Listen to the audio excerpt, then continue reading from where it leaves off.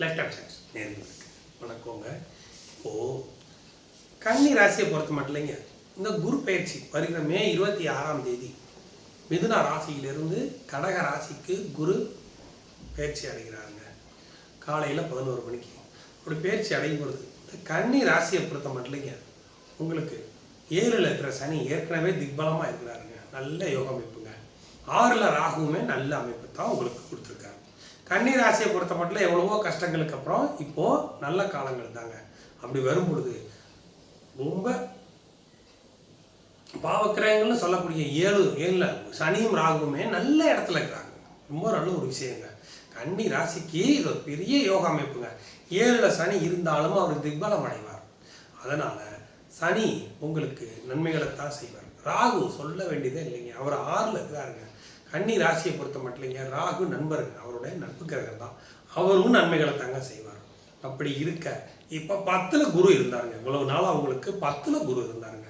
10ல் கேந்திராதிபதி போய் இன்னொரு கேந்திரத்தில் போய் உட்கார்ந்துருந்தாங்க. அதனால அந்த குருவால் தாங்க உங்களுக்கு நடக்க வேண்டிய காரியங்கள் தடைப்பட்டு கொண்டே இருந்தது. இப்போ அதுவும் சரியாயிடுச்சுங்க. அந்த குருவும் போய் 11ல் உட்காந்துட்டாருங்க. சரியான அமைப்புங்க. அதே சமயம் இந்த 4-7 குடைவராக வந்து இந்த குரு போய் 11ல் உட்கார்றதுனால என்ன பெரிய ஒரு விஷயம் கேட்டிங்கன்னா, நல்ல தனலாபத்தை கொடுப்பாருங்க. அதுக்கு அடுத்தபடியாக பார்க்கும் பொழுது கல்யாணம் ஆகி டைவர்ஸ் ஆகியிருக்குங்க, மறு திருமணம் அமையலை அப்படிங்கிறவங்களுக்கு இது நல்ல ஒரு பொற்காலங்க. இந்த நேரத்தில் அமையுங்க. அது பெண்களாக இருக்கட்டும் ஆண்களாக இருக்கட்டும், எங்களுக்கு டைவர்ஸ் ஆகிடுச்சுங்க, இன்னொரு திருமணத்துக்கு பார்த்துட்டு இருக்கிறோங்க, அமையலைங்க அப்படின்னு சொல்கிறவங்களுக்குலாம் இது ஒரு நல்ல நேரங்க. கண்டிப்பாக அமையுங்க. கன்னி ராசிக்கு இப்போ ரொம்ப நல்லா இருக்குதுங்க. அதுக்கு அடுத்தபடியாக பார்க்கும் பொழுது டிசம்பர் மாதம் குருவும் கேதுவோட போய் சேர போகிறாருங்க. சேர்ந்ததுக்கப்புறம் சொல்ல வேண்டியதே இல்லைங்க, அந்த அளவுக்கு யோக அமைப்புகளை கேதுவும் குருவும் சேர்ந்து உங்களுக்கு கொடுக்க போகிறாருங்க. அதே சமயம் தொழில் பண்ணிட்டு இருக்கிறாங்க, நல்லா டெவலப் ஆகுங்க, பயப்படுறது. அதே சமயம் இன்னும் எக்ஸ்ட்ரா ஒரு தொழில் பண்ணலான்னு நினைக்கிறவங்க அப்படின்னா அதுவும் நல்லா இருக்கு. உங்களுக்கு எதுவுமே மைனஸாக சொல்கிற அளவுலேயே இல்லைங்க. அந்த அளவுக்கு நல்ல பலங்கள் தான் அமையும். உடல் சம்பந்தப்பட்ட பாதிப்புகள் எதுவுமே பெருசாக இருக்காதுங்க. அதுக்கு அடுத்தபடியாக பார்க்கும் பொழுது இந்த சனியை 7ல் இருக்கும் சனியை உச்சம் பெற்ற குரு வேற பார்க்க போகிறாங்க. ஏற்கனவே சனி உங்களுக்கு நல்லதான் பண்ணுவோன்னு சொல்லிட்டு இருக்கோம். அந்த சனியை போய் அந்த வீட்டதிபதியான குருவே போய் 11ல் இருந்து 5ஆம் பார்வையாக உச்சம் பெற்று பார்க்க போகிறார்.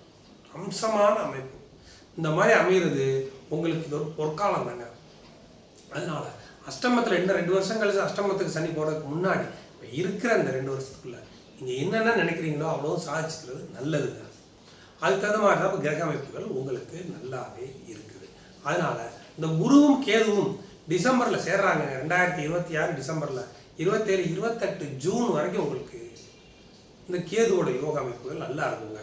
குருவை பொறுத்த மட்டும் குருவும் கேதுவும் 2026 டிசம்பர்லேருந்து அடுத்த வருஷம் ஜூலை மாதம் வரைக்குமே அங்கே தான் இருப்பாங்க. அது வரைக்குமே அவங்க நல்ல பலன்களை தான் அவங்க வழங்குவாங்க. அதே சமயம் திருமணமே ஆகாமல் இருக்கிறவங்களுக்கும் திருமணம் கை கொடுக்கக்கூடிய காலங்கள் ரொம்ப நல்லா இருக்குங்க. அதனால் இந்த ஒரு வருஷத்தை நீங்கள் நல்லா பயன்படுத்திக்கோங்க.